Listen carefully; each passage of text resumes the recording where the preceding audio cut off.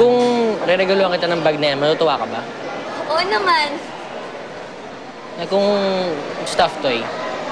Sure, why not? Ano bang magandang iregalo sa babae para mawala yung galit niya sa akin? Teka, hindi naman ako galit sa'yo ah. Ha? Hindi ikaw. Ayan. Hirit ka kasi ng hirit eh. Hindi naman kasi kayo niregaluhan ni Charles. Eh bakit? Sino mo re-regaluhan ni Charles? Si Catherine. Fail. Aray. Gwapong ka to. Wow! Mukhang masarap yan, Lilian, ah. Siyempre.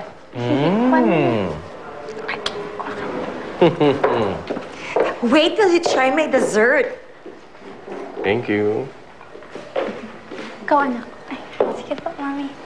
Thank you.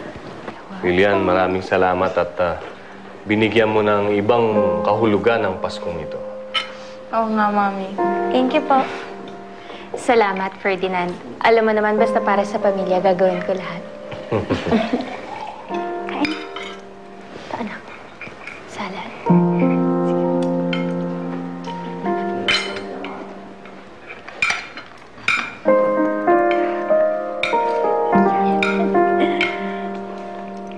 Ikaw, Ferdinand.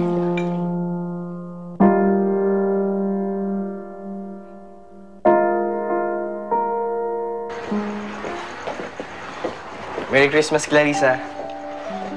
Buti naman, nag-abala ka pa. Ano ba to? Ikaw, wala ka man nang regalo sa akin? Wala. Dami ko na kayong naibigay sa'yo. Simple lang naman yung hinihingi ko eh. Ano bang binalot mo sa akin? Oo, sorry. Ano? Oo, Jeps, mahal din kita. Oh, sorry, Jeps. Kaibigan ang tingin ko sa'yo. Clarissa. Sorry.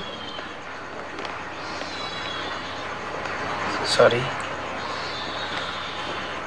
Sorry, Jeps. Tropa lang ang turing ko sa'yo.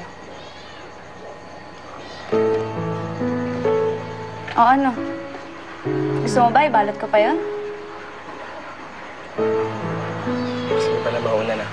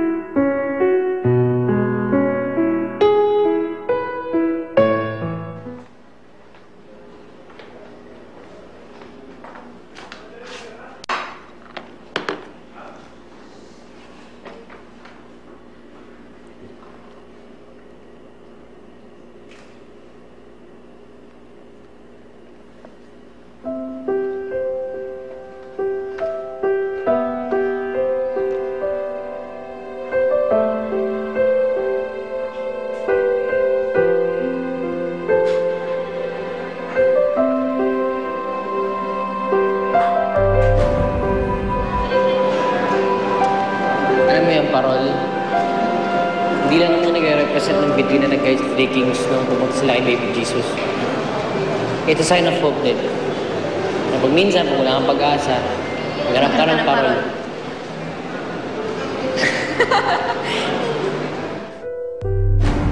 Kamusta na kaya si Sir Charles?